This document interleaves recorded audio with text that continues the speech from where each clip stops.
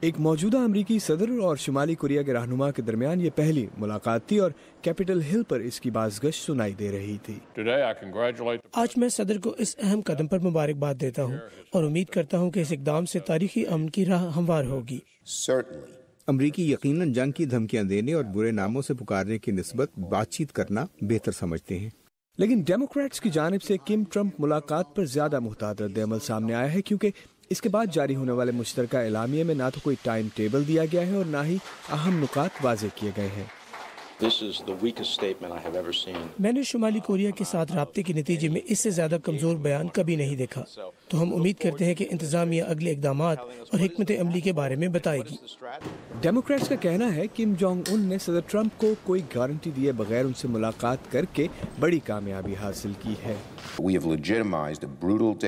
وہ کہہ رہے ہیں، ہم نے ایک سفاک آمر کو جس نے اپنے لوگوں کو بھوکا رکھا ہے قبول کیا ہے۔ اگر امریکہ شمالی کوریا سے واضح اور دیر پا رعایتیں لینے میں کامیاب نہ ہوا تو کم جونگ ان کے لیے یہ ملاقات ہی کامیابی ہوگی اور صدر ٹرمپ کے لیے ناکامی۔ لیکن ریپبلکنز کا اصرار ہے کہ انہیں اگلے چیلنجوں کا واقعتاً اندازہ ہے۔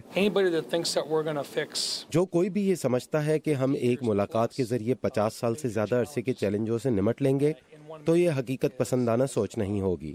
یہ آسان نہیں ہے اور ایسا راتوں رات نہیں ہوگا۔